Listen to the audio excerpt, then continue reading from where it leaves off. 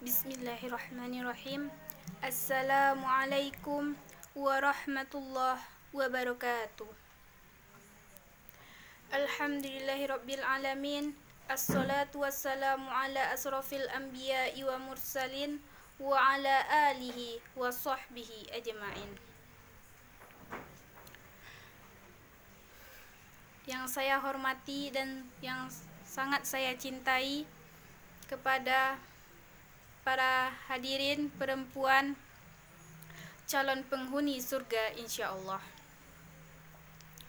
Pertama sekali, marilah kita panjatkan rasa puji dan syukur kita atas kehadirat Allah Subhanahu wa taala yang telah melimpahkan rahmat dan karunia-Nya kepada kita semua. Kemudian salawat beriringan salam tak lupa pula kita hadiahkan kepada Nabi besar kita, yakninya Nabi Muhammad sallallahu alaihi wasallam.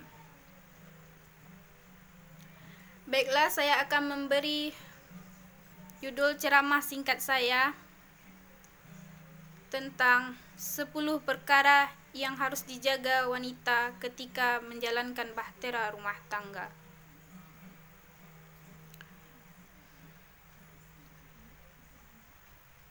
Pada zaman dahulu, ada seorang ibu yang menasihati putrinya tatkala ketika akan menikah. Wahai putriku, jagalah 10 perkara yang akan aku nasihatkan kepadamu sebagai pegangan dalam menjalankan bahtera rumah tangga. Yang pertama dan yang kedua adalah terimalah suamimu dengan sifat qanaah dan taatilah segala perintahnya.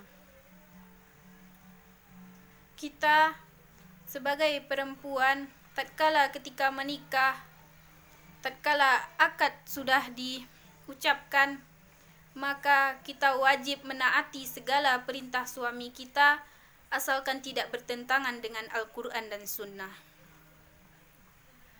Kemudian kita haruslah menerima suami kita dengan sifat qanaah.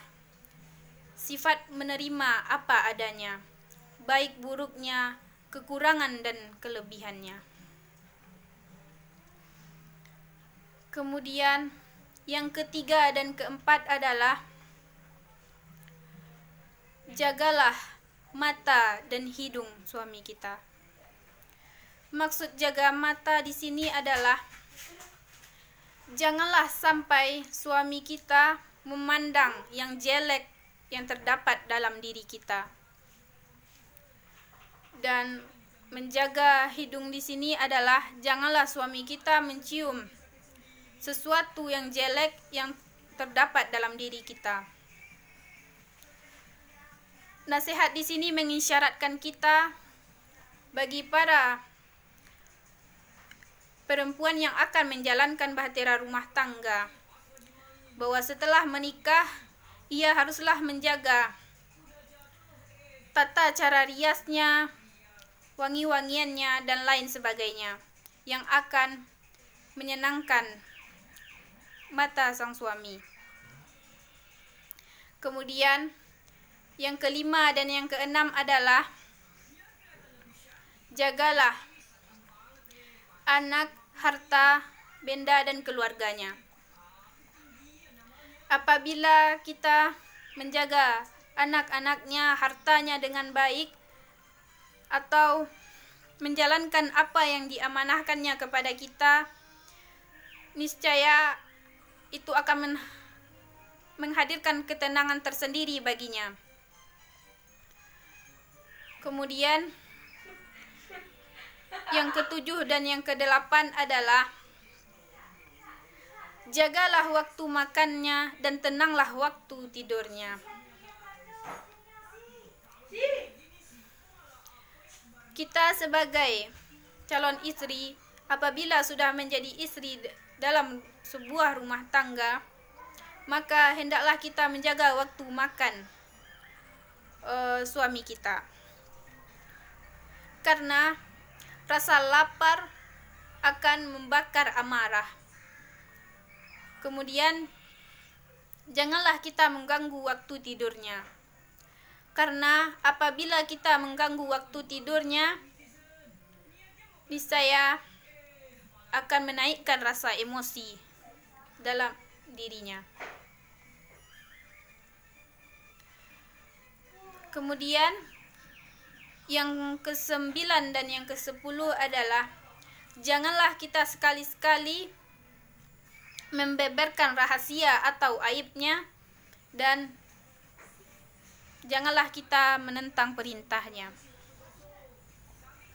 Artinya di sini adalah kita tidak boleh membeberkan apa yang buruk-buruk atau aib suami kita.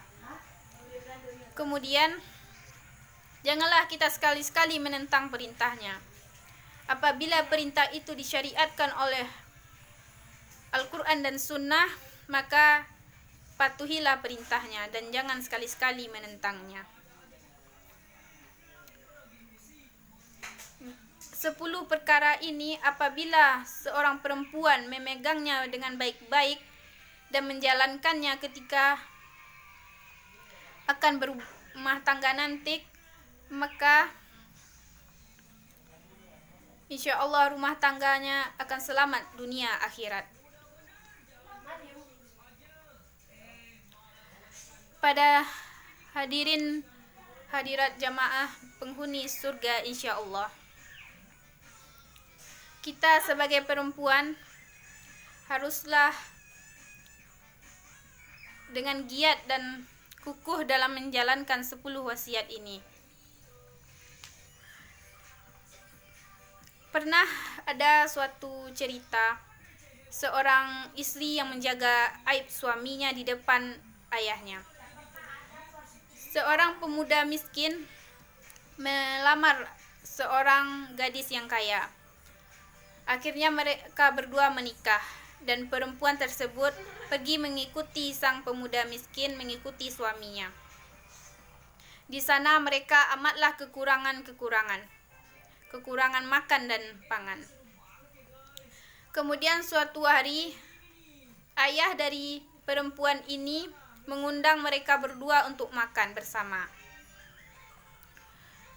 Dan di dalam ketika makan itu sudah dihidangkan makanan yang enak dan lezat. Kemudian sang istri tersebut pergi ke dapur mencari kacang. Lantas sang ayahnya terheran-heran, kenapa anaknya mencari kacang sedangkan di meja ada makanan yang lezat dan enak. Kemudian mulai terfikir olehnya, apakah suaminya menafkahinya dengan baik? Lantas sang ayah datang menemui suaminya atau menantunya dan memeluk erat menantunya.